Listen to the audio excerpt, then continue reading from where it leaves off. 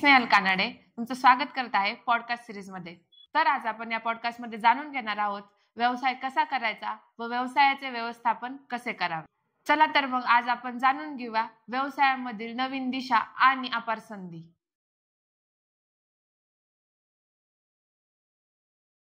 तर आज आपण भेटत आहोत प्राध्यापक डॉक्टर मंगेश वाघमारे यांना. नमस्कार सर. नमस्कार. थोडक्यात तुमची माहिती द्या आम्हाला की जी सगळ्या श्रोत्यांना ऐकायची आहे. खरं तर मी माझ्या पॅशनला फॉलो करूनच या क्षेत्रामध्ये आलो. मूळतः मी इंजिनियर आहे. कॉर्पोरेट वर्ल्डमध्ये प्रोडक्शन फ्लोअरवर मॅनेजमेंटमध्ये काम केलेलं आहे. पण आयुष्याच्या एका वळणावर मला रिअलाईज झालं की मला ट्रेनिंगमध्ये इंटरेस्ट आहे आणि त्या ट्रेनिंगमधल्या इंटरेस्टला फॉलो करत करत मी या शिक्षण क्षेत्रामध्ये एंट्री केली आणि आज गेल्या 21 वर्षापासून मी न्यू आर्ट्स कॉमर्स आणि सायन्स कॉलेज अहमदनगर येथे अध्यापनाचं कार्य करतोय. तर सर तुम्ही जसे की आम्हाला सांगितले तुम्ही 21 वर्ष झाले ह्या सगळ्या क्षेत्रामध्ये काम करतात. तर काय होता तुमचा अनुभव की ह्या बदलत्या युगामध्ये तुम्हाला काय जाणवलं? खरं तर शैक्षणिक क्षेत्र आणि औद्योगिक क्षेत्र याच्यामध्ये मूळतःच खूप फरक आहे.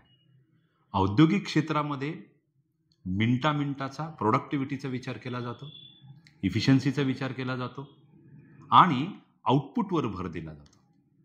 पण शैक्षणिक क्षेत्रामध्ये असं प्रोडक्टिव्हिटी, इफिशियन्सी याला फारसं महत्त्व न देता विद्यार्थ्यांच्या ज्ञानार्जनावर भर दिला जातो, त्यांना कौशल्य प्रदान करण्यावर भर दिला जातो. आणि जर तू या 20-21 वर्षाच्या जर्नीचं जर म्हणत असशील तर 2004-05 पासनं तर 2025-26 पर्यंत ह्या 20 वर्षात या उच्च तंत्र शिक्षणामध्ये खूप आमूलाग्र बदल होत गेले. विद्यार्थ्यांच्या स्वभावामध्ये, विद्यार्थ्यांच्या शिकण्याच्या कलेमध्ये, कौशल्यामध्ये आणि एकंदरच या सर्व व्यवस्थेमध्ये मोठ्या प्रमाणावर बदल होत गेले. पूर्वीच्या काळी मोठ्या प्रमाणावर तंत्र शिक्षण स्नेही झालेलं नव्हतं. खरं तर कोरोना नंतरच्या काळामध्ये ऑनलाईन एज्युकेशन किंवा आपण म्हणतो दूरस्थ पद्धतीने ज्ञानार्जन करणे याचं महत्त्व कळालं. पण त्याआधी मात्र प्रत्यक्ष वर्गात येऊन शिक्षण घेण्यावर भर होता. त्या काळामध्ये महाविद्यालय, विद्यापीठ मुलांच्या गर्दीने फुलून गेलेली असायची. परंतु आता थोडंसं चित्र बदलल्यासारखं मला वाटतं. 40% विद्यार्थ्यांचा भर हा ऑनलाईन पद्धतीने शिकण्यावर आलाय की काय असं वाटतंय. आणि त्यामुळं आजच्या महाविद्यालयांमध्ये, आजच्या विद्यापीठांमध्ये प्रत्यक्ष वर्गात येऊन शिक्षण घेण्याची जी संकल्पना आहे थोडीशी मागं पडलेली मला दिसते. मी व्यवस्थापनाच्या क्षेत्रामध्ये बऱ्याच वर्षापासून कार्यरत आहे. व्यवस्थापनाचं शिक्षण विद्यार्थ्यांना सर्वप्रथम देण्याची गरज निर्माण झाली ती पंडित नेहरूंच्या काळापासून झाली. म्हणजे पंडित नेहरू ज्यावेळेस या भारताचे पंतप्रधान होते आणि भारताने औद्योगिकरण म्हणजे मोठ्या प्रमाणावर इंडस्ट्रियलायझेशन देशामध्ये सुरू केलं होतं, तेव्हा त्या इंडस्ट्रियलायझेशनमध्ये ह्या ज्या मोठ्या मोठ्या आस्थापना असतात, ज्या मोठ्या मोठ्या गव्हर्नमेंट ऑर्गनायझेशन्स होत्या, त्या अतिशय योग्य पद्धतीने त्याचं व्यवस्थापन करण्यासाठी व्यवस्थापकीय कौशल्य असणारं मनुष्यबळ या भारताला आवश्यक होतं. त्यामुळंच Indian Institute of Management Ahmedabad, Indian Institute of Management Bangalore आणि Indian Institute of Management Kolkata अशा व्यवस्थापकीय संस्थांची पंतप्रधानांनी सुरुवात केली. आणि त्यानंतर जसं जसं या देशामध्ये औद्योगिकरण वाढत गेलं, उद्योग विश्व आपल्या कक्षा रुंदावत गेलं, तसं तसं उद्योगाला, कॉर्पोरेट क्षेत्राला आणि इंडस्ट्रीला या व्यवस्थापकीय मनुष्यबळाची मोठ्या प्रमाणावर आवश्यकता निर्माण झाली. आणि ती मनुष्यबळाची आवश्यकता पूर्ण करण्यासाठी भारतामध्ये व्यवस्थापनाच्या शिक्षणाने पाया रोवला नव्हे तर आज व्यवस्थापनाचं शिक्षण आणि तंत्रज्ञानाचं शिक्षण हे दोन विद्यार्थ्यांमध्ये, पालकांमध्ये सर्वात लोकप्रिय असणारे अभ्यासक्रम आहेत. मग या चढावडीच्या बदलामध्ये तुम्ही असा कोणता दृष्टिकोन विद्यार्थ्यांकडून पाहिला की तुम्हाला व्यावसायिक शिक्षण देण्यास तुम्ही इच्छुक झाले? आता तसं पाहायला गेलं तर व्यवस्थापनाचं शिक्षण सुरू करण्याच्या अगोदर पण एक मी अतिशय प्रामाणिकपणे सांगू इच्छितो या जगातली सर्वात मोठी आणि महान व्यवस्थापकीय कौशल्य असणारी व्यक्ती ती सर्वांच्या घरात आहे. ती म्हणजे आपली आई. माझं असं म्हणणं आहे, आपल्या आईने कुठल्याही IIM मध्ये, कुठल्याही व्यवस्थापनाच्या संस्थेमध्ये व्यवस्थापकीय कौशल्याचे धडे घेतलेले नाहीयेत, परंतु या जगातली सर्वात चांगली, सर्वात उत्तम जर कोणी व्यवस्थापक असेल तर ती आपली आई आहे. तुम्ही बघा, आईला राईट फ्रॉम 5 o'clock म्हणजे पहाटे 5 वाजल्यापासून जे तिची जर्नी होती, तिच्या त्या पहाटे 5 वाजल्यापासूनच्या जर्नीमध्ये तिचं लहान मूल, तिची लहान मुलगी, सासू सासरे, नवरा, सभोवतालचे लोक, म्हणजे मग तो दूधवाला असेल, भाजीवाला असेल, मग त्यानंतर येणारी घरातली कामवाली असेल, त्यापासनं तर संध्याकाळी रात्री 10 वाजता झोपेपर्यंत सर्व काम अगदी विनासायास, कुठलंही व्यवस्थापकीय कौशल्याचं ऑथोराइज प्रशिक्षण न घेता अतिशय आरामात करते. आमच्या व्यवस्थापनामध्ये मटेरियल्स मॅनेजमेंट असतं, लॉजिस्टिक मॅनेजमेंट असतं, अतिशय छान मटेरियल्स मॅनेजमेंट करते. घरात किती किराणा आहे, कुठल्या डब्यामध्ये काय ठेवलेलं आहे, आम्ही व्यवस्थापनामध्ये त्याला ABC अनालिसिस म्हणतो.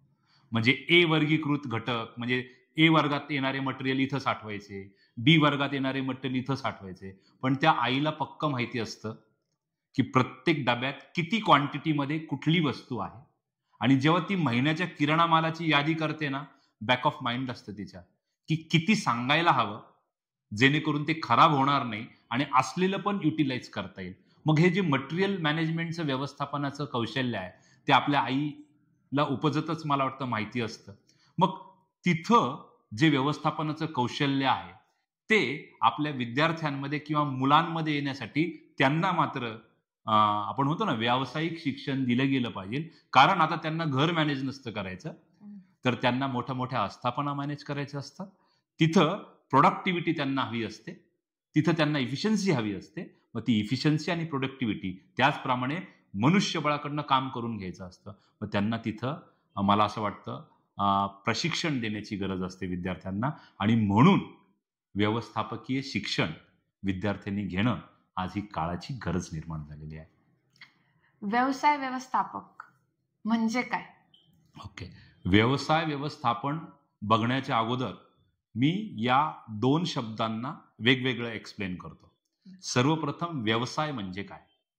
तर व्यवसाय याला आपण इकॉनॉमिक ऍक्टिव्हिटी म्हणतो.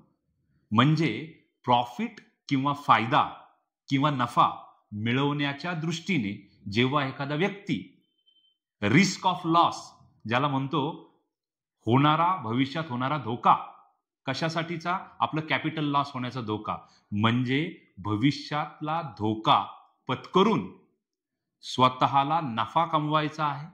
या उद्देशाने जेव्हा एखादा व्यक्ती एखादी इकॉनॉमिक ऍक्टिव्हिटी हाती घेतो तेव्हा त्याला आपण काय म्हणतो? व्यवसाय म्हणतो. आमच्या कॉमर्समध्ये पूर्वी व्यवसाय म्हटलं म्हणजे ज्याला बिझनेस म्हणतो, त्याची एक खूप पॉप्युलर ओल्ड डेफिनेशन होती व्यवसायाची. Business of business is doing business. पण येणाऱ्या काळामध्ये या व्यवसायाची डेफिनेशन आता ती राहिलेली नाहीये. पूर्वी फक्त त्याला इकॉनॉमिक अँगलनीच बघितलं जायचं व्यवसायाला, पण आता सोशो इकॉनॉमिक अँगल आलेला आहे. कशाला?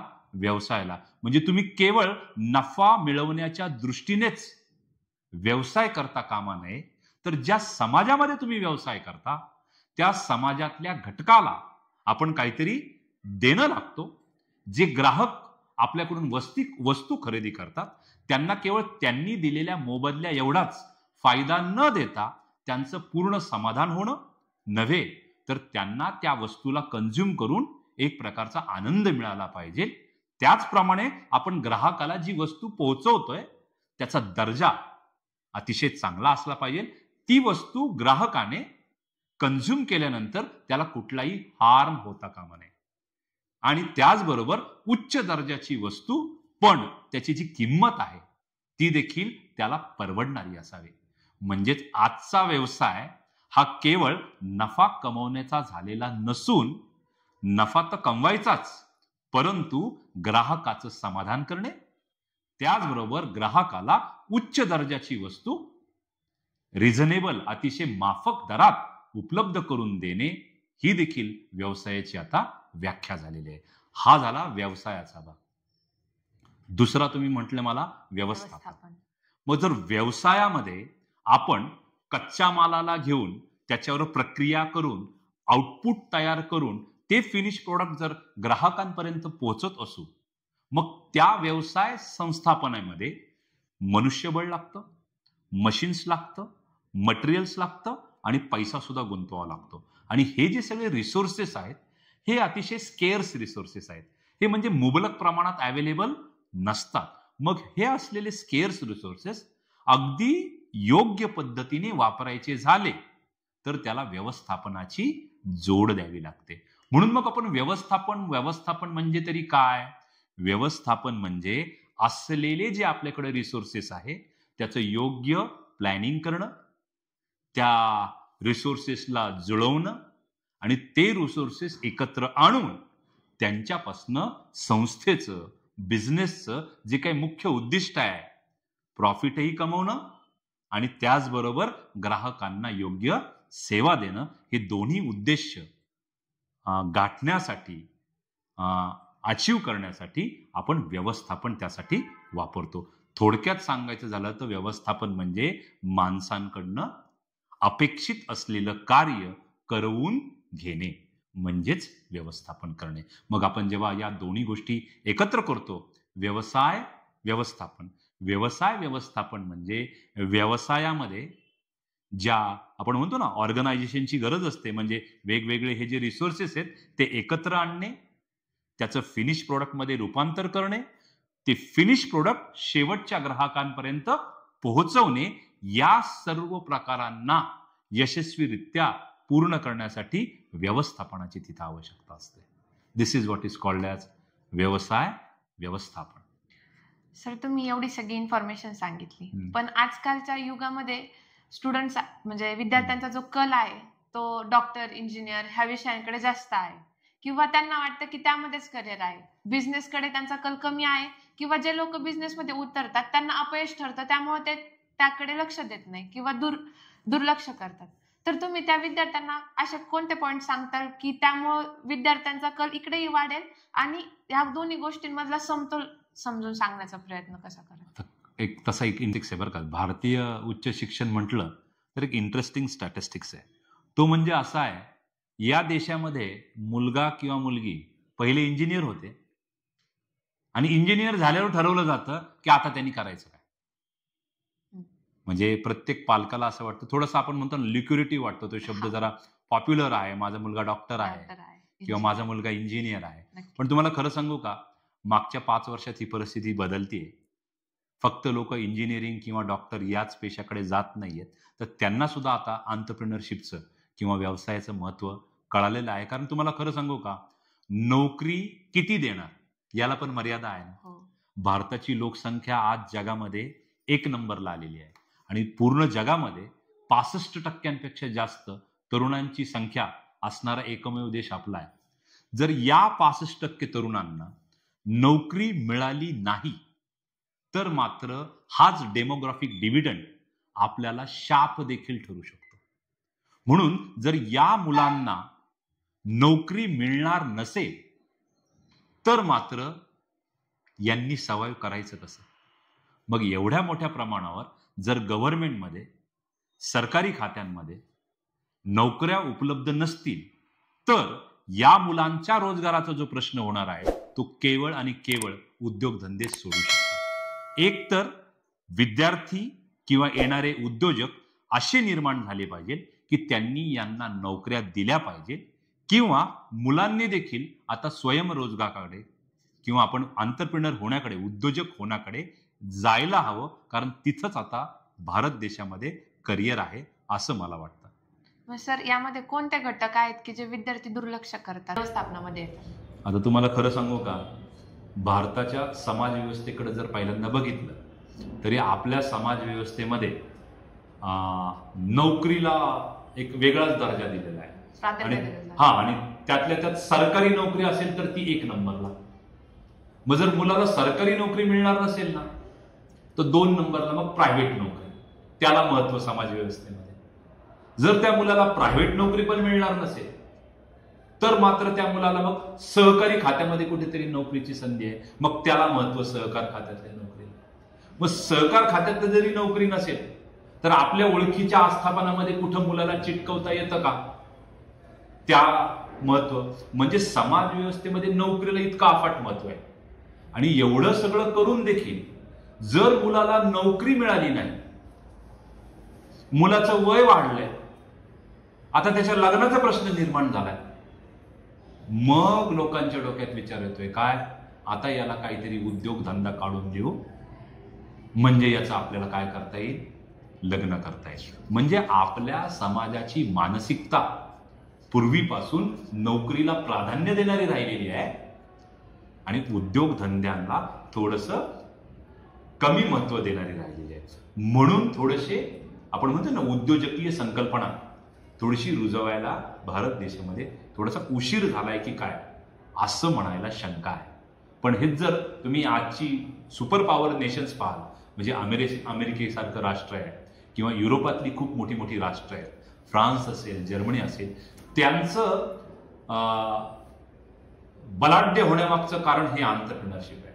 कारण त्या देशांमध्ये उद्योजकीय संकल्पना खूप मोठ्या प्रमाणावर काय म्हणतो पेनिट्रेट झालेली, खोलपर्यंत जाऊन रुजलेली आहे. आणि मी तर म्हणतो या उद्योजकांनीच अमेरिकेला अमेरिका बनवलंय, उद्योजकांनीच फ्रान्सला फ्रान्स बनवलंय, उद्योजकांनीच जर्मनीला जर्मनी बनवलंय.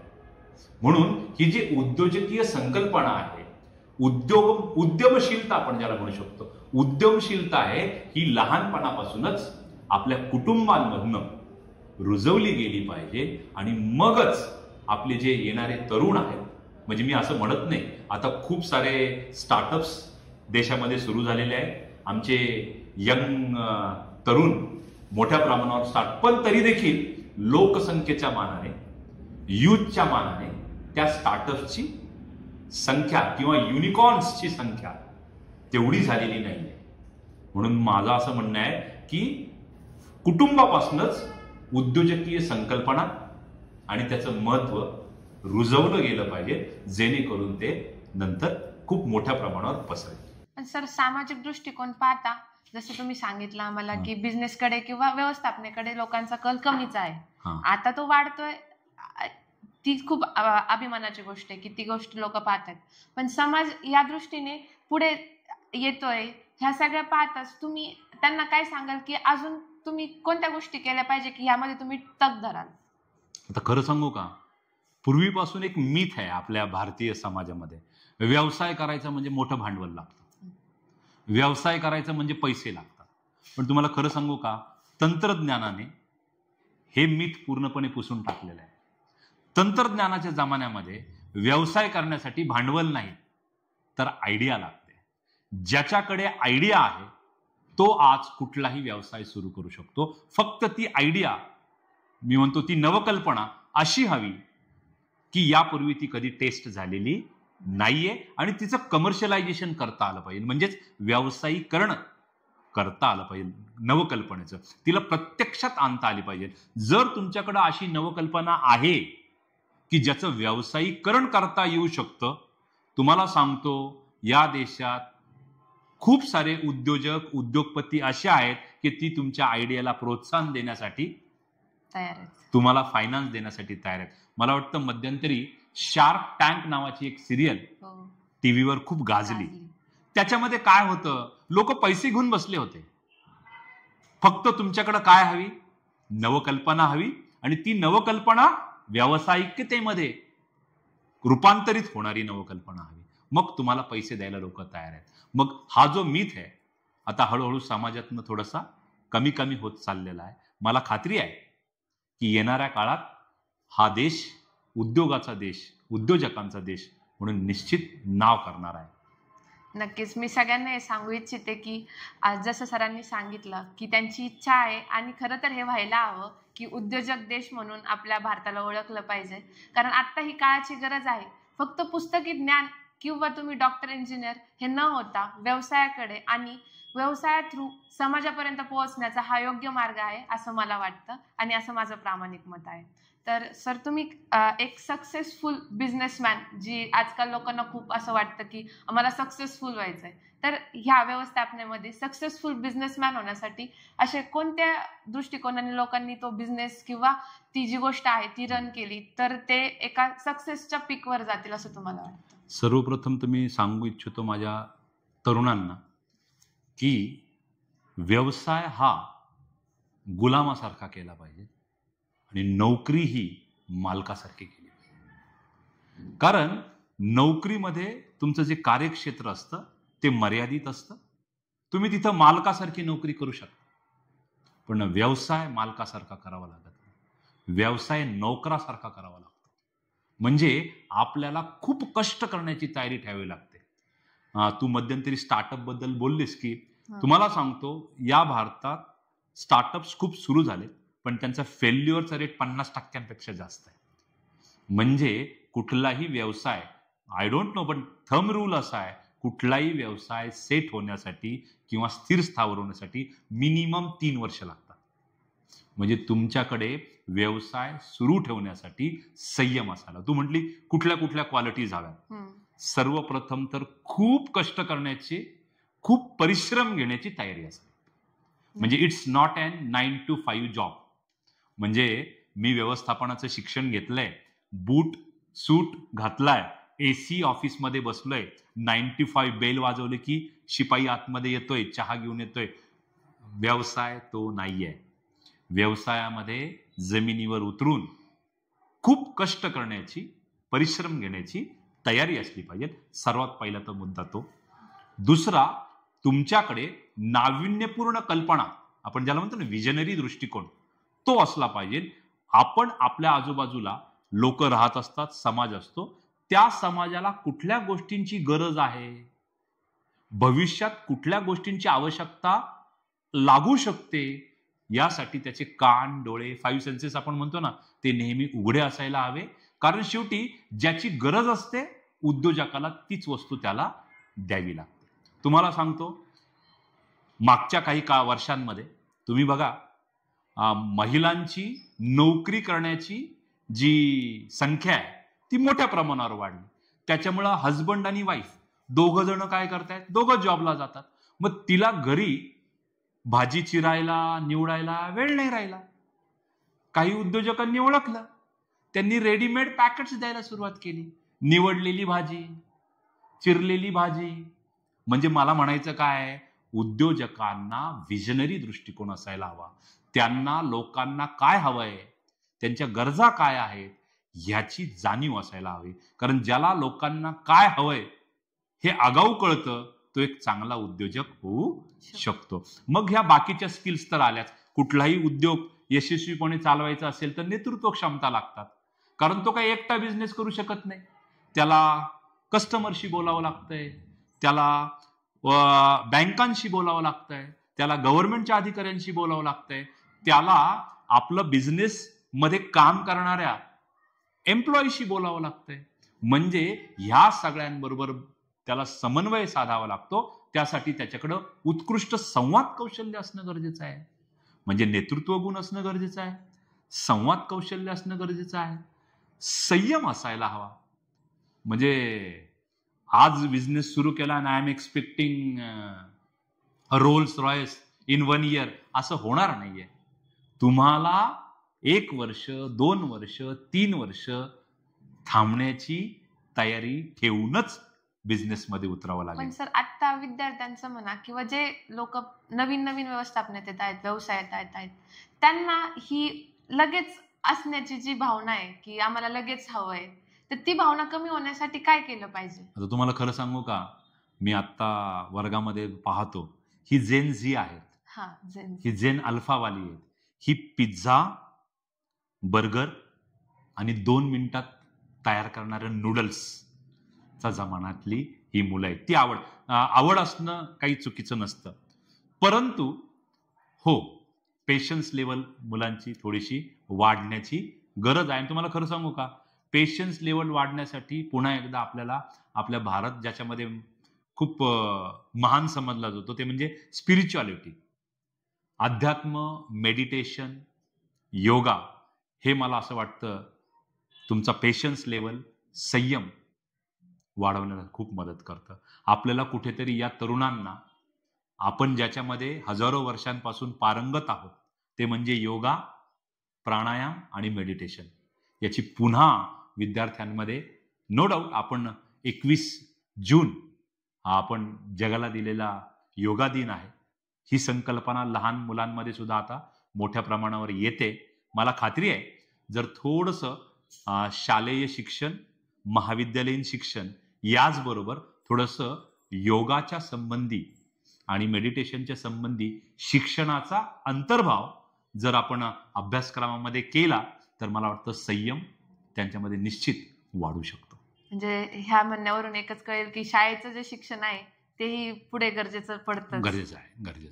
आणि मी हेच सांगू इच्छिते की असंही काही नाहीये की तुम्ही जर 1ली पासून 10वी पर्यंत शिक्षण घेते ते शिक्षण तुम्हाला पुढे कामी नाही पडणार. सर एवढं सांगतायत की बिझनेसला सुद्धा तुम्हाला योगा, मेडिटेशनची गरज आहे. कारण की प्रत्येक गोष्टीची सुरुवात ही खरं सांगू छोट्यापासून का, असते. खूप स्ट्रेस आहे.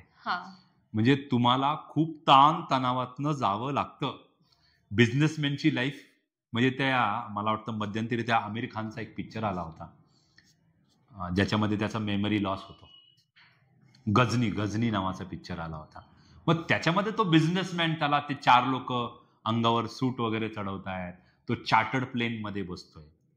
हे फक्त दृश्य आहे समोरचं, पण हे दृश्य प्रत्यक्षात येण्यासाठी खूप वर्ष बिझनेसमध्ये जावे लागतात, खूप परिश्रम करावे लागतात, खूप मेहनत घ्यावी लागते, त्यानंतर ही उंची गाठता येते. पण ते आजकाल असं झालंय ना, रील्स, इंस्टाग्रामवर आपण IAS अधिकाऱ्यांचे रील्स पाहतो, IPS अधिकाऱ्यांचे रील्स पाहतो, मग ते दरवाजा उघडला जातो, त्या खाकी युनिफॉर्ममध्ये ते चालत येतात. अक्षरशः या मुलांना अट्रॅक्ट करतं ते. मोठ्या प्रमाणावर मग तुम्ही मुलांना विचारा की तुम्हाला काय व्हायचं आहे, लगेच मुलं म्हणतात मला MPSC करायचं आहे आणि मला UPSC करायचं आहे. पण हे रील्स पाहून, त्यांचा तो तामझाम पाहून, त्यांना मिळणारी ती प्रसिद्धी पाहून तुम्हाला MPSC UPSC करायचं आहे का? जर ते करायचं असेल तर प्लीज UPSC MPSC करू नका. तुम्हाला खरोखर या देशाची सेवा करायची आहे, तुम्हाला खरोखर आपल्या समाजामध्ये काही परिवर्तन घडवून आणायचं आहे, तुम्हाला खरोखर या देशातल्या शेवटच्या घटकाला न्याय मिळवून द्यायचा आहे. आपण म्हणतो ना आपल्या संविधानाने सांगितलंय समता, बंधुभाव, ती खरोखर शेवटच्या घटकांपर्यंत न्यायची असेल तर तुम्ही MPSC आणि UPSCचा विचार करावा असं मला वाटतं. म्हणजे केवळ रील्सच्या दुनियेतून बाहेर येऊन रिअल लाईफमध्ये पण त्यांनी पाहिलं पाहिजे आणि मग आपल्या करिअरची निवड केली पाहिजे. आणि तुम्हाला खरं सांगू का, करिअरची निवड करत असताना नेहमी पहिले स्वतःमध्ये डोकावून पाहिलं पाहिजे की मला कुठल्या एरियामध्ये इंटरेस्ट आहे, मी कुठल्या, आणि माझ्याकडे असणारी उपजत कौशल्य जी आहेत. हे पहा, everyone is blessed with something extraordinary with him or her. प्रत्येक व्यक्तीमध्ये काहीतरी एक्स्ट्राऑर्डिनरी आहे, फक्त त्याला ते रिअलाइज होण्याची गरज असते की माझ्यामध्ये कुठली उपजत कौशल्य आहेत आणि ही उपजत कौशल्य कुठल्या क्षेत्रासाठी उपयोगी पडू शकतात. आणि मग ते क्षेत्र जर त्यांनी निवडलं तर मग सोने पे सुहागा, म्हणजे मग दुग्ध शर्करा योग झाला म्हणून समजा, तो त्याच्यामध्ये मिरॅकल करून घेऊ शकतो. आणि miracles do happen in this world. म्हणजे माझा तरी विश्वास आहे चमत्कार होऊ शकतो, पण मी अंधश्रद्धाळू पण नाहीये, त्याला परिश्रमाची जोड देणं आवश्यक आहे. सर एकदम बरोबर बोलले तुम्ही की चमत्कार होऊ शकतो. कारण जर पेट्रोल पंपावर काम करणारा जर अंबानी होऊ शकतो, तर हे चमत्कार तुम्ही जे म्हणले ते एकदम योग्य आहे असं मला वाटतं. आणि मी श्रोत्यांना आणि विद्यार्थ्यांना सगळ्यांनाच सांगू इच्छिते की आपण फक्त रील्स आणि 2 मिनिटाची रील्स स्क्रॉल करून वरती जातो आणि विचार करतो की मला मोटिवेशन आहे आणि मी ह्या क्षेत्रामध्ये करू शकतो. सरांनी जसं सांगितलं, आतमध्ये डोकावून पाहण्याची खरं तर खूप गरज आहे. आतमधून डोकावून पाहण्याची खरं तर खूप गरज आहे. कारण की काळाला जर बदलायचं असेल तर स्वतःमध्ये बदल घडवणं ही पहिली पायरी आहे असं माझं मत आहे. जर तुम्हाला एखादी भाजी परफेक्ट करता येत असेल तर ते तुम्ही दुसऱ्याला शिकवू शकता. पण जर तुम्हाला त्याबद्दल ज्ञानच नाही तर तुम्ही कसं लोकांना सांगणार? ह्याचा अर्थ असाच, आपण ह्या गोष्टीमधून हेच समजून घ्यायचं आहे की व्यवस्थापन करत असताना किंवा कोणतीही नवीन गोष्ट शिकत असताना संयम, लोकांकडनं नुसतंच पाहिलेलं फेम न लक्षात घेता आपण त्या गोष्टीमध्ये सरस आहोत का, आपल्याला ते जमेल का, हे लक्षात घेणं खरं तर खूप महत्वाचं आहे. तर सर, पुढचा प्रश्न माझा असा होता की शिक्षण आणि व्यवस्थापन ह्या दोन वेगवेगळ्या गोष्टी, पण आजकाल आपण याचं शिक्षणही घेतोय. तर व्यवस्थापनासाठी किंवा व्यवसायासाठी आपल्याला पुस्तकी ज्ञान कितपत महत्वाचं आहे किंवा ते घेण्याची कितपत गरज आहे?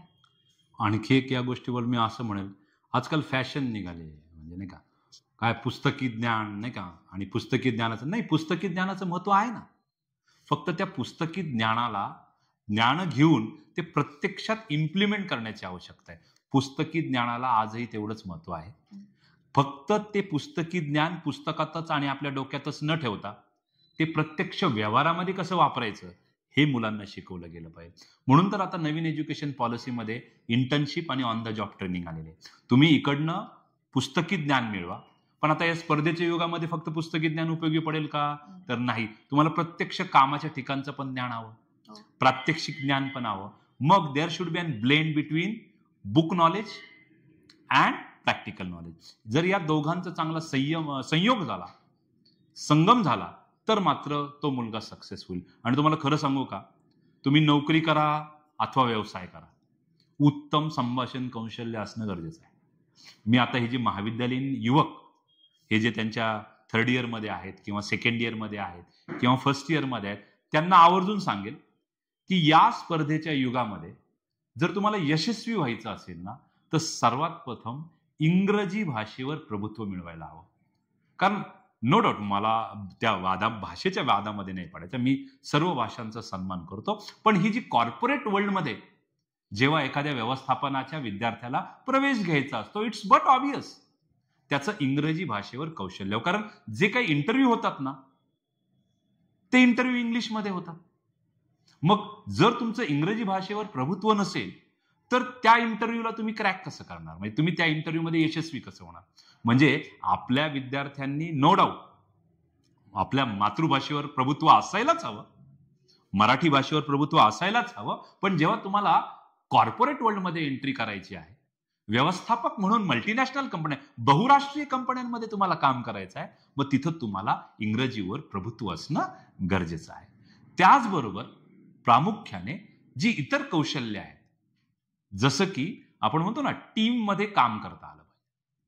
टीमवर्क हे आज मला असं वाटतं सर्वात मोठं कौशल्य विद्यार्थ्यांनी आत्मसात करायला पाहिजे. कारण आपण जेव्हा म्हणतो की माझ्या मुलाला बहुराष्ट्रीय कंपनीत काम हवंय किंवा मला बहुराष्ट्रीय कंपनीत काम करायचंय, तर हे ऍझ्युम करून चाला की बहुराष्ट्र कंपनीमध्ये फक्त पंजाबचाच विद्यार्थी तुमचा सहकारी नसणार आहे, फक्त ओरिसाचीच विद्यार्थिनी तुमची सहकारी नसणार आहे. तर असंही असू शकतं तुमच्या टीममध्ये जपानचा कोणीतरी आहे, तुमच्या टीममध्ये सिंगापूरचा कोणीतरी आहे, जर्मनीचा कोणीतरी आहे. मग ह्या अशा वेगवेगळ्या कल्चरमधनं आलेली लोक जेव्हा ऑर्गनायझेशनमध्ये एका टीममध्ये काम करायला येतात, तेव्हा तुमच्याकडे ती कौशल्य असायला हवी की तुम्ही त्या टीमचा एक सदस्य म्हणून कसं काम कराल.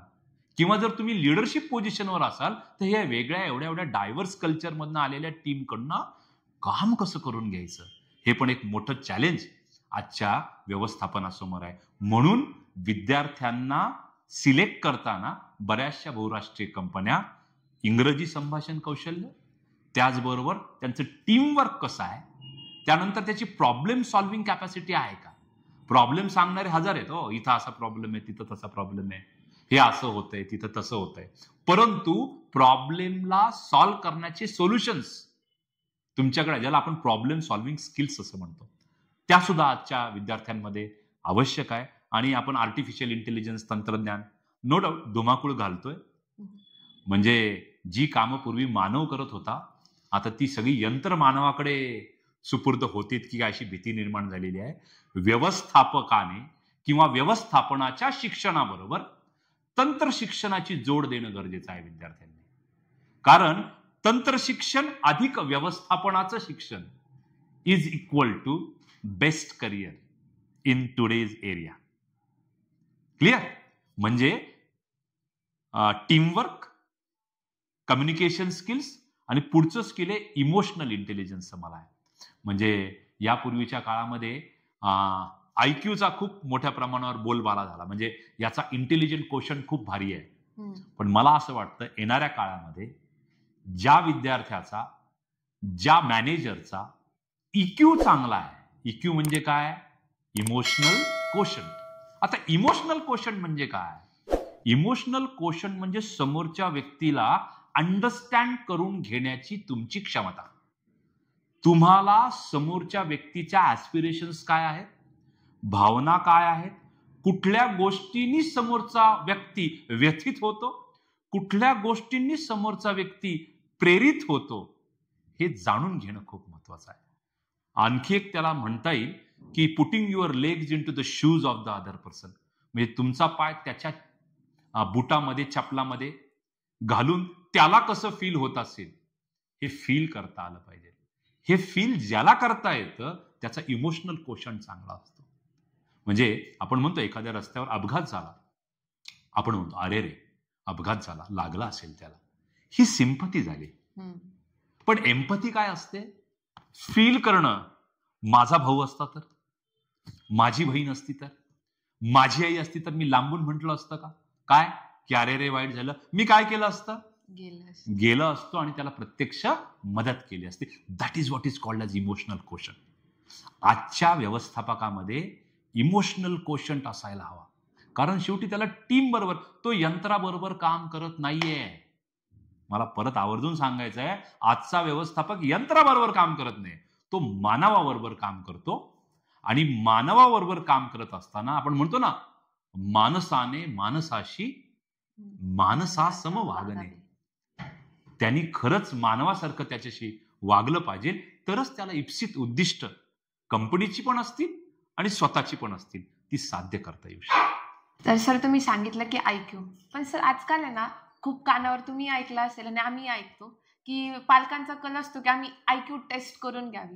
तर हा विषय आपला नाहीये खरं तर, पण मला उत्सुकता म्हणून मी विचारते की IQ टेस्ट करणं योग्य आहे का? खरं सांगू का, IQ टेस्ट शेवटी सायकोलॉजिस्टनीच डेव्हलप केलेली आहे.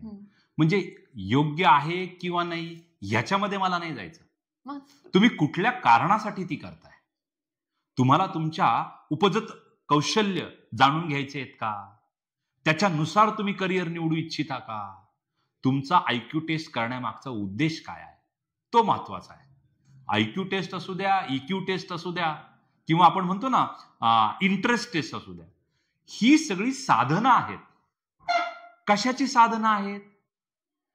तुम्हाला जाणून घेण्याची साधनं आहे की माझा मुलगा, माझी मुलगी नेमका तिचा इंटरेस्ट कशात आहे, नेमकं ती कशात बेस्ट आहे, हे जाणून घेण्यासाठी ही साधनं आहे.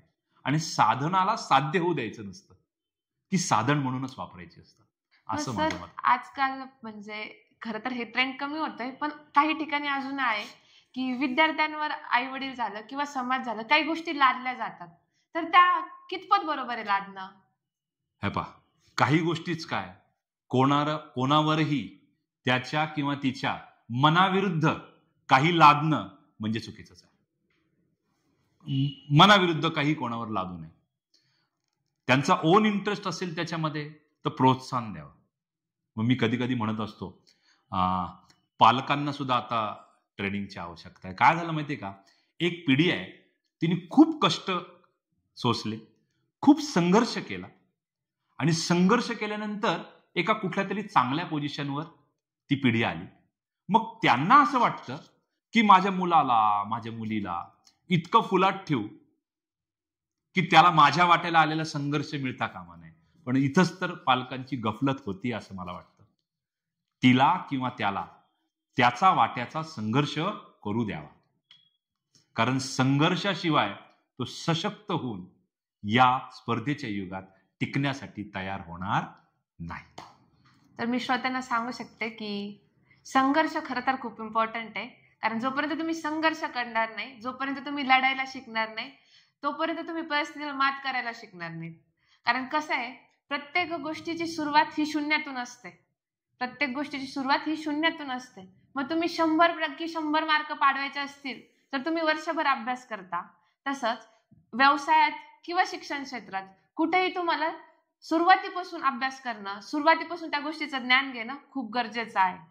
तर सर आता आपण परत एकदा आपल्या विषयाकडे येऊया. व्यावसायिक शिक्षण घेत असताना प्रॅक्टिकल नॉलेज हे किती इम्पॉर्टंट आहे आणि प्रॅक्टिकल ऍडवाइस या दोन्ही मधला फरक तुम्ही कसा श्रोत्यांना नाही, सांगा? प्रॅक्टिकल नॉलेज आवश्यकच आहे, कारण इंडस्ट्रीची पण मोठ्या प्रमाणावर ओरड आहे की विद्यार्थ्यांकडे असणारं पुस्तकी ज्ञान आणि प्रत्यक्षात इंडस्ट्रीमध्ये चालणारं काम याच्यामध्ये तफावत आहे. म्हणजे मी बऱ्याच HR मॅनेजरशी जेव्हा बोलतो वेगवेगळ्या कॉर्पोरेट वर्ल्ड मधल्या, तेव्हा ते काय म्हणतात, there is a skill gap between a fresh graduate and industry requirements. म्हणजे इंडस्ट्रीला विद्यार्थ्यांमध्ये ज्या पद्धतीची कौशल्य हवीत ती थोडीशी नाहीयेत असं इंडस्ट्रीचं म्हणणं आहे. पण आता मोठ्या प्रमाणावर याच्यावरही शिक्षण संस्थांनी, विद्यापीठांनी काम करायला सुरुवात केलेलं आहे. आपल्याकडे कौशल्य विद्यापीठ स्थापन होत आहेत.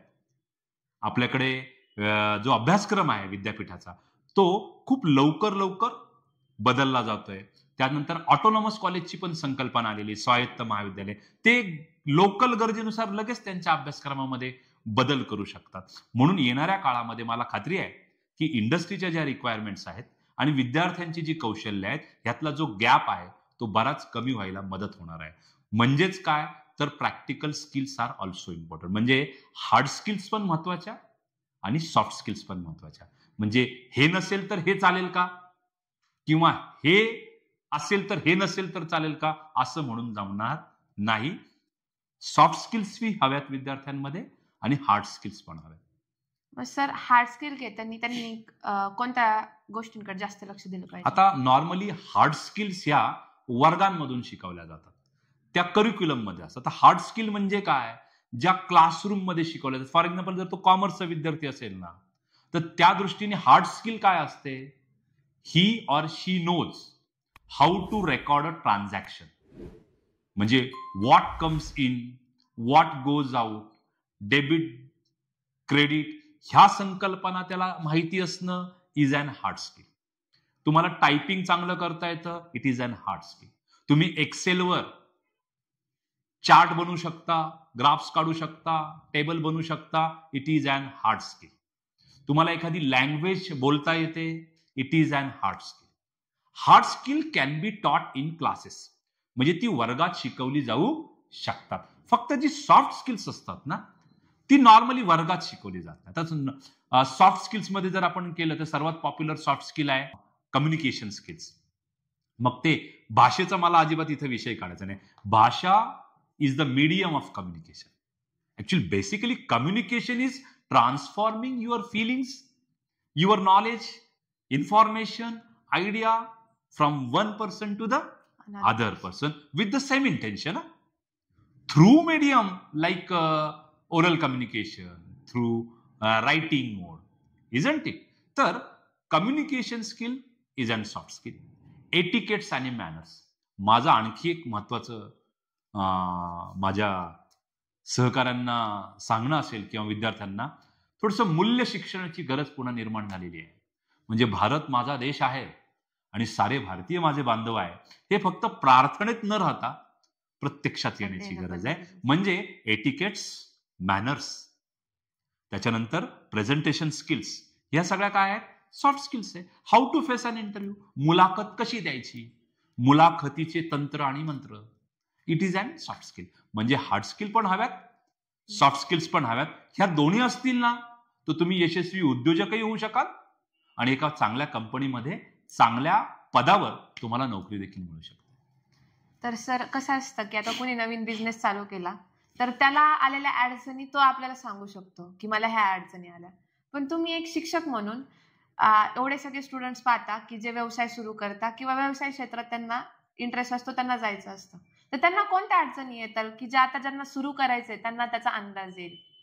आता खरं सांगू का, माणूस जन्मल्यापासून तर त्याच्या शेवटच्या श्वासापर्यंत अडचणी ह्या त्याच्या समोर येणार. अडचणी या जगात कोणाला नाहीये. किंवा दुसऱ्या अर्थाने जर मी प्रश्न विचारायचा झाला तर मला असा व्यक्ती दाखवा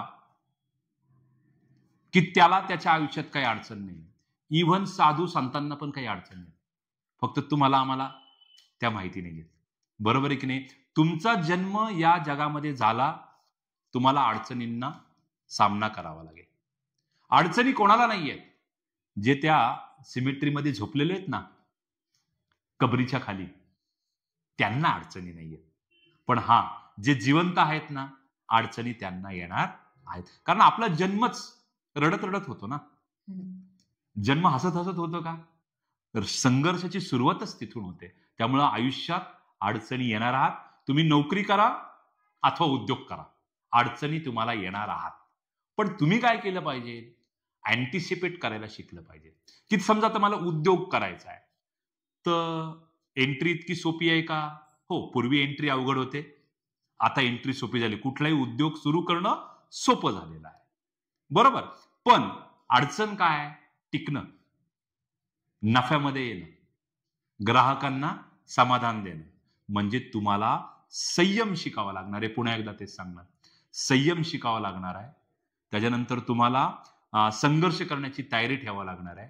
तुम्हाला बऱ्याच वेळा असं होतं, उद्योगधंद्यामध्ये मी प्रामुख्याने ऐकलेलं आहे, की ज्यांच्याकडनं अपेक्षा असते ना मदतीची, नेमकं तेच लोक मदत करायला नकार दिलेला आहे. आणि ज्या व्यक्तीकडनं आपल्याला अजिबात अपेक्षा नसते की हा व्यक्ती आपल्याला उद्योगधंद्यासाठी मदत करेल, नेमकं तोच व्यक्ती मदत करतो. म्हणजे शेवटपर्यंत हार मानायची नाही. मग फायनान्स उभा करण्यापासून, ज्याला आपण भांडवल म्हणतो, भांडवल उभा करण्यापासून ते प्रत्यक्ष आपला प्रोजेक्ट कार्यान्वित करण्यापर्यंत टेक्निकल प्रॉब्लेम्स, ह्युमन रिसोर्सचे प्रॉब्लेम, फायनान्सचे प्रॉब्लेम, प्रोडक्शनचे प्रॉब्लेम्स, मशीनचे प्रॉब्लेम, सगळे प्रॉब्लेम येऊ शकतात. पण प्रॉब्लेम हा शब्द ऐकला की लगेच म्हणायचं सोल्युशन पण त्याला असतं, बरोबर ना? तुमचा फोकस प्रॉब्लेमवर नसायला हवा, तुमचा फोकस कशाला हवा? सोल्युशनवर हवा. आणि बऱ्याच लोकांची गल्लत तिथंच होते, हा प्रॉब्लेम आहे, हा प्रॉब्लेम आहे, प्रॉब्लेम आहे. माझं असं म्हणणं आहे, problem should be defined clearly. जो आपला प्रॉब्लेम छानपैकी डिफाईन करू शकतो, त्याचं उत्तर त्याला अर्ध त्या प्रॉब्लेम डेफिनेशन मध्येच मिळालेलं असतं. म्हणजे काय? A problem well defined is half solved. म्हणून आपल्या नेमकी अडचण काय आहे ती आपल्याला एक्सप्रेस करता आली पाहिजे, ती आपल्याला मांडता आली पाहिजे. कारण जर प्रॉब्लेम तुम्हाला मांडता नाही आला तर how can you find a solution? म्हणून अडचणी आहेत, सोल्युशन आहे. पण तुम्हाला खरं सांगू का, अडचणींमध्ये संधी असते. फक्त उद्योजकाला ती संधी दिसायला हवी. आणि ज्यांना ज्यांना ही संधी दिसली ते आज खूप मोठे उद्योजक आहेत. आधी 10x10च्या खोलीमध्ये चालू केलेले बिझनेसेस आहेत, जे आज संपूर्ण जगामध्ये पसरलेले आहेत.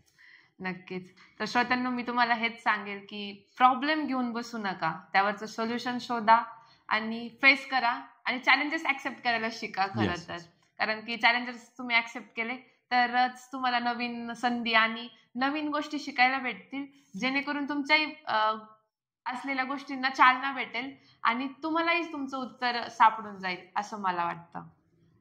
तर सर, आपण पुढचा प्रश्न असा घेऊया की डिजिटल युगाचा प्रभाव बिझनेसवर कसा झालाय किंवा कितपत झालाय?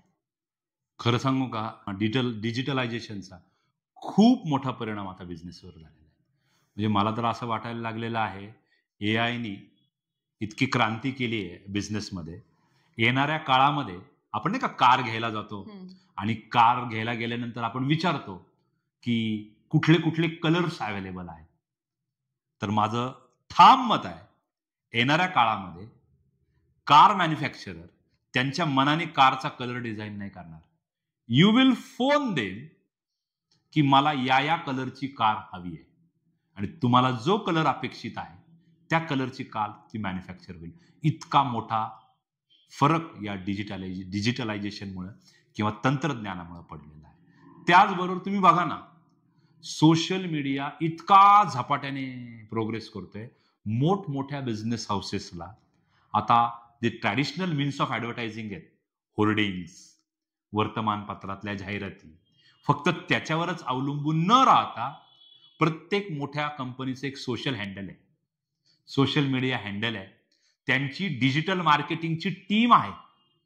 In every business, even in every educational institute nowadays there is a team of digital marketing. म्हणजे डिजिटल मार्केटिंगनी न भूतो न भविष्यती एंट्री केलेली आहे कॉर्पोरेट वर्ल्डमुळे, आणि येणाऱ्या काळात ती तशीच राहणार आहे. आणि तुम्हाला सांगतो, प्रत्येक उत्पादन येणाऱ्या काळात कंपन्यांचं हे व्यक्तीच्या गरजेनुसार आणि त्याला हवं असणारं होणार आहे. आपण त्याला म्हणतो ना पर्सनलाइज्ड मार्केटिंग, हा प्रकार असणार आहे. आणि हीच डिजिटल किंवा आपण म्हणतो ना तंत्रज्ञानानं केलेलं हे आहे. तुम्हाला सांगतो, डेटा आजच्या डेटला सोनं झालेलं आहे. म्हणजे what is gold? Data is gold. पण आणखी एक गोष्ट आहे, नुसतं डेटा गोल्ड असून चालणार, त्या डेटाचं अनालिसिस झालं पाहिजे. मग म्हणूनच डेटा सायन्स आहे, AI. हे काय करतं? त्या डेटाला अनालाइज करतं आणि अनालाइज करून कंपन्यांना सांगतं की लोकांच्या गरजा अशा अशा बदलत आहेत. म्हणजे तंत्रज्ञानाने एक गोष्ट केली आहे की पूर्वीच्या काळी लोकांना फील्डवर पाठवावं लागायचं, त्यांच्याकडनं डेटा गोळा करावा लागायचा की त्यांच्या चॉईसेस काय आहेत, त्यांचे कल काय आहेत, त्यांचे प्रिफरन्सेस काय. आता तुम्हाला सोशल मीडियाच्या थ्रू त्यांचे प्रिफरन्सेस मिळून जातात आणि त्यानुसार तुमच्या धोरणामध्ये, ऍडव्हर्टायझिंगच्या धोरणामध्ये तुम्हाला तसे बदल करता येऊ शकतात. त्यामुळं डिजिटलायझेशन इज द बझवर्ड नाउअडेज. आणि डिजिटलायझेशन शिवाय, डिजिटल मार्केटिंग शिवाय आता उद्योगांना सर्व्हाइव्ह करणं अवघड आहे. मग सर, तुम्ही एक शिक्षक म्हणून जे नवीन विद्यार्थी आहेत तुमच्याकडनं पासआउट झाले काय आणि सगळेच, त्या विद्यार्थ्यांना काय सांगाल की ह्या चुका तुम्ही टाळल्या पाहिजेत जेणेकरून तुम्हाला बिझनेस करताना कमी संघर्ष करावा लागेल, की अशा कोणत्या चुका आहेत की ते तुम्ही टाळाच असं? नाही, आता कसं आहे माहितीये का, उपदेश देणं खूप सोपं आहे, पण प्रत्यक्ष जो उतरतो ना त्याला मी सांगितलेलेच प्रॉब्लेम्स येऊ शकतील किंवा प्रत्येकाचे प्रॉब्लेम्स हे वेगवेगळे असू शकतात. पण उद्योग असो किंवा नोकरी असो, फ्रेश ग्रॅज्युएट्सनी एवढं लक्षात घेतलं पाहिजे, आपल्या ऍप्टिट्यूडच्या स्किल्स डेव्हलप व्हायला हव्या. Communication, again and again I am stressing on the same point, कम्युनिकेशनच्या स्किल्स डेव्हलप व्हायला हव्यात, लिडरशिपच्या स्किल्स डेव्हलप व्हायला हव्यात. त्याचबरोबर त्यांनी ह्या ऍप्टिट्यूडच्या स्किल्स म्हणजे व्हर्बल रिझनिंग असेल, लॉजिकल रिझनिंग असेल, इंग्लिश कॉम्प्रिहेन्शन्स असेल, यासारख्या स्किल्स पण, त्याच्याने अनालिटिकल स्किल्स इम्प्रूव्ह होतात तुमच्या. म्हणजे तुमच्या अनालिटिकल स्किल्स सुद्धा इम्प्रूव्ह व्हायला हव्यात. ह्या जर स्किल्स त्यांच्यामध्ये असतील तर मला असं वाटत नाही उद्योगधंद्यामध्ये किंवा कुठे काही प्रॉब्लेम आहे. आणि निगोशिएशन स्किल्स तर लागतातच. उद्योग म्हटलं की निगोशिएशन्स आलं. पण तुम्हाला एक सांगतो, निगोशिएशन्स फेल का होतात? कारण निगोशिएशन्समध्ये नेहमी दोन पार्टीज असतात. जर एका पार्टीने फक्त आपलाच फायदा बघितला ना तर ते निगोशिएशन्स विन विन नाही होत, विन लॉस होतं. म्हणजे तुम्ही जिंकताय, समोरचा हरतो. निगोशिएशन्स तेव्हाच यशस्वी होतात जेव्हा समोरच्या पार्टीला असं वाटतं की त्याचा पण काहीतरी फायदा होतोय आणि मला असं वाटतंय माझा पण काहीतरी फायदा होतो. तेव्हाच बिझनेसमध्ये निगोशिएशन स्किल्स खूप महत्वाचे आहेत. दोन्ही पार्टीज विन विन झाल्या पाहिजेत. यावर माझा एक असा मला पडलेला प्रश्न की प्रत्येकाची एक भावना असते की लहान मुलांपासून असू द्या किंवा एक मोठा उद्योजक असल्यापर्यंत लोकांचं कसं झालंय की माझ्यापेक्षा तो पुढे नाही गेला पाहिजे, ही जी एक भावना म्हणतो, कटुता म्हणू शकतो आपण या गोष्टीला, की ती नसली पाहिजे. पण एक वाढत्या युगामध्ये किंवा वाढत्या वयासोबत माणसामध्ये ते येऊन जातं. म्हणजे इव्हन लहान मुलगा असेल, त्याच्याकडे जर छोटा बॉल असेल आणि मित्राकडे मोठा असेल तर त्याचं असतं की पप्पा मला तो हवाय, किंवा मग तो त्याचा फुटला पाहिजे म्हणजे तो माझ्याकडे येईल. म्हणजे ह्या गोष्टी ज्या आहेत ह्या कुठेतरी कमी झाल्या पाहिजे असं मला वाटतं. तर मग तुमचं यावर काय मत आहे की लोकांनी असा विचार करणं काय बरं म्हणजे थांबवलं पाहिजे? नाही, आता थांबवलं पाहिजे हे तर बट ऑब्वियस आहे.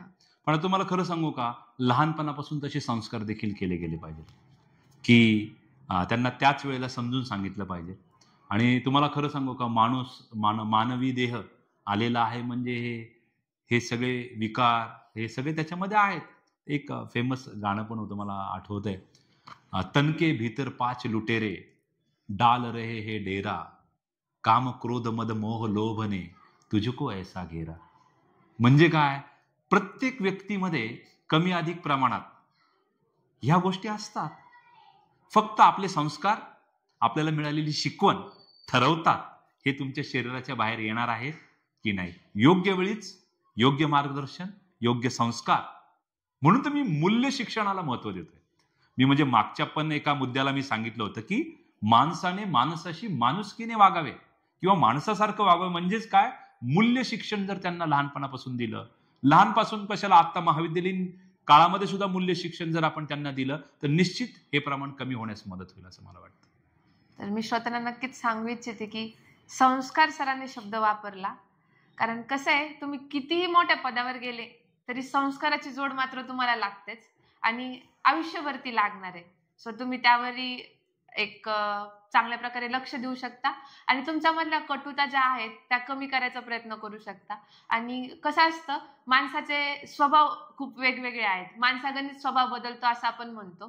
तर आपल्या स्वभावामध्ये जे काही कमी आहे ते आपण ऍड करायचा प्रयत्न म्हणलं तरी चालेल, करू नाही, शकतो. तुला सांगू का, पद किंवा किती मोठ्या पदावर एक छानसा किस्सा आहे. एकदा गौतम बुद्धांकडे एक व्यक्ती येतो आणि गौतम बुद्धांना म्हणतो, I want happiness. Gautam Buddha त्याच्याकडे बघून हसतात आणि म्हणतात, okay, first remove I. I is ego. Ego आहे, अहंकार आहे. Then remove want.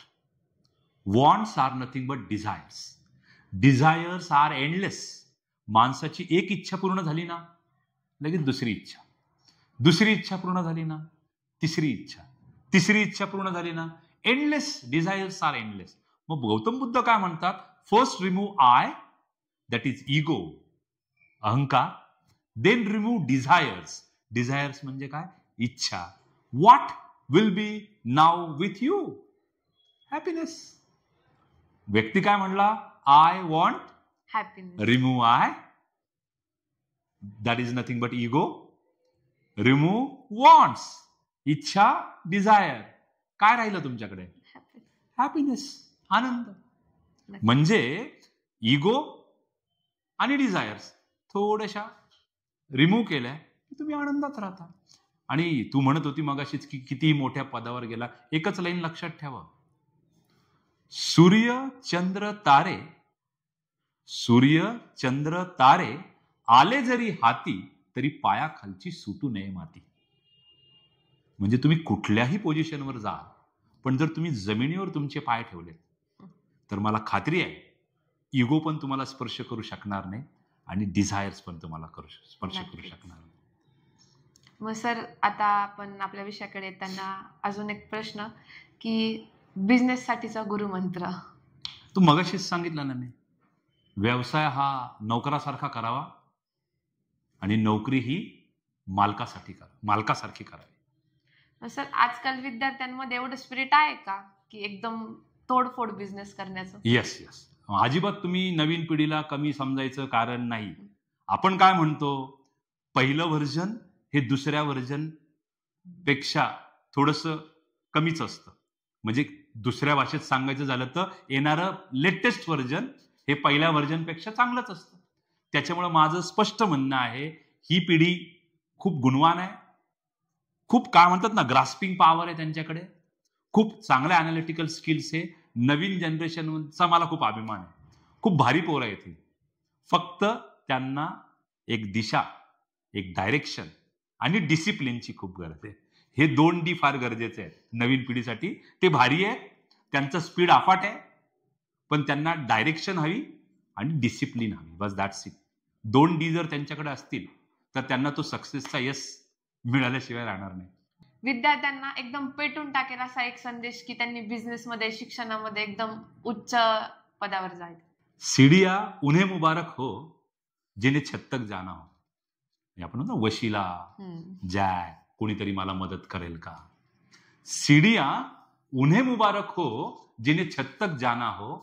मेरी मंजिल तो आसमां है, मेरी मंजिल तो आसमां है. रास्ता मुझे खुद बनाना है, खुद बनाना है, खुद बनाना. तर सर, आता शेवटचा प्रश्न असा, की आम्हाला सगळ्या विद्यार्थ्यांना माहिती हवी आहे की आपल्याकडे कोणत्या कोणत्या बिझनेसचे कोर्सेस घेतले जातात किंवा मार्केटमध्ये किती कोर्सेस आहेत? खरं तर या भारतामध्ये साधारणपणे 1169 विद्यापीठ आहेत. त्यातली बरीचशी विद्यापीठं ही केंद्रीय विद्यापीठ आहेत. त्यातली बरीचशी विद्यापीठं ही डीम्ड युनिव्हर्सिटीज आहेत, प्रायव्हेट युनिव्हर्सिटीज आहेत. जर व्यवस्थापनाचं म्हणशील तर AICTE नावाची जी बॉडी आहे, अखिल भारतीय तंत्र शिक्षण परिषद, ती व्यवस्थापनाचं शिक्षण या देशामध्ये नियंत्रित करते. त्यांच्या अंडर सध्या 3000पेक्षा जास्त इन्स्टिट्यूट्स आहेत आणि तुला जर स्टॅटिस्टिकच सांगायचा झाला तर साधारणपणे दरवर्षी व्यवस्थापनाचं शिक्षण घेण्यासाठी 5 लाखांच्या वरती विद्यार्थी एनरोल करतात. आणि जर तू महाराष्ट्राचं बोललीस तर महाराष्ट्रामध्ये पदव्युत्तर स्तरावर म्हणजे MBA लेव्हलवर 60,000पेक्षा जास्त विद्यार्थी व्यवस्थापनाच्या शिक्षणाला प्रवेश घेतात. आणि आता तर AICTE ने BBA सारख्या कोर्सचं पण नियमन चालू केलेलं आहे. म्हणजे ते AICTEच्या अंडर आलेले आहेत. तर तुला सांगायचं असं झालं की पदवीसाठी जर कोणाला व्यवस्थापनाचं शिक्षण घ्यायचं असेल तर त्यांच्यासाठी BBA हा सर्वोत्तम पर्याय आहे.